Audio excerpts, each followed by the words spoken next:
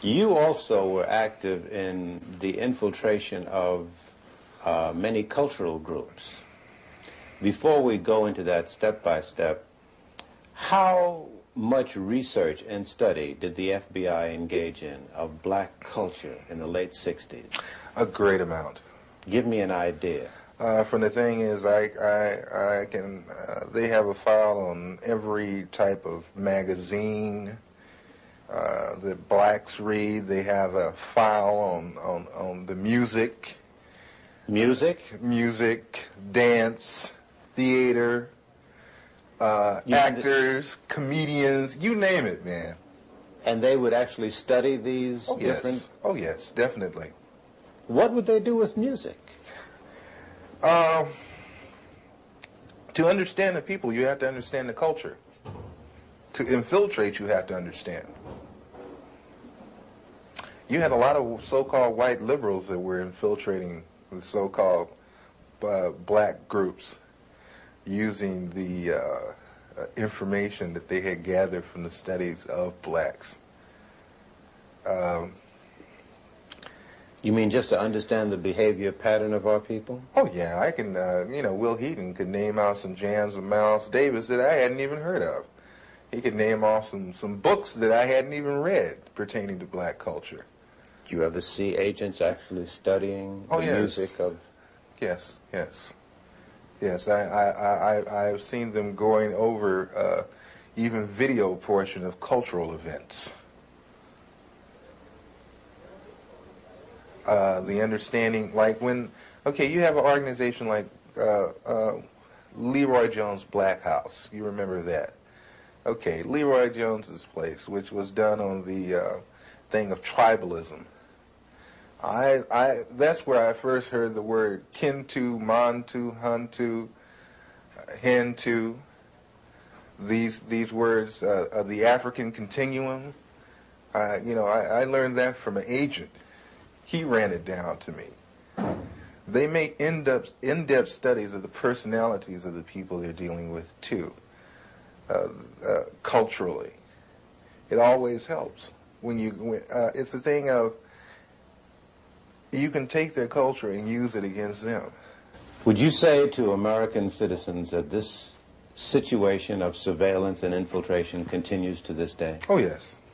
On the dimension that you experienced? Probably much larger by now. Larger? Oh, yeah.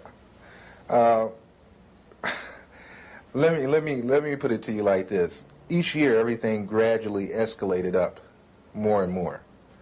So I figure when I left, it didn't stop escalating. As they say, one monkey does not stop anybody's show. What would you say to citizens who sit and listen to what you've said and have a sense of frustration and helplessness? There are some agents, the old line agents, that disagree with the tactics that were used during the so-called COINTEL period.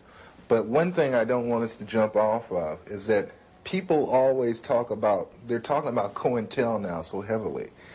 I'm not talking about COINTEL, I'm talking about a thing called BD, which was better known as Black Death. The Black Death was set up for a simple thing of infiltrating black organizations and black groups, whatever. Where was this Black Desk, or were there a number of them? There were a number of Black Desks, but the head Black Desk was in Washington, D.C., controlled by Sullivan. And the... Was he black? No. Mm-hmm. And what was the function of the Black Desks all over the country? I guess there were dozens. The function of the Black Desk was to monitor activity, social unrest, revolutionary groups, cultural groups, and such in the black community. And feed it into this central desk. And it still exists? As far as I know, yes. We've seen a number of investigations into the assassination of Martin Luther King. We've seen an extended police trial of the assassination of Malcolm X.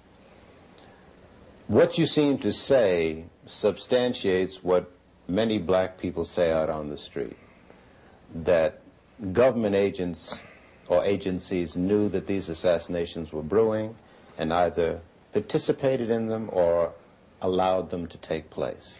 it would behoove black people, it would behoove all people, really, to question so-called the cut and dry one lone assassin theory. The Bureau and other intelligence agencies are very good at conspiracies. They are very good at setting people up to be killed. They are very good at making innuendos so the person will be killed. City police don't know about, because they have policemen in there. They don't let black people form anything without some policemen in there. And while I was in the black Muslim movement, over the black Muslim movement, many of the police who were sent to infiltrate us, they're black, would tell me, say, look, I'm a cop, but I have to come. They would tell me. I knew the Muslim movement was full of police. So don't you think anything is going down that they don't know about. The only thing that goes down is what they want to go down. And what they don't want to go down, they don't let it go down.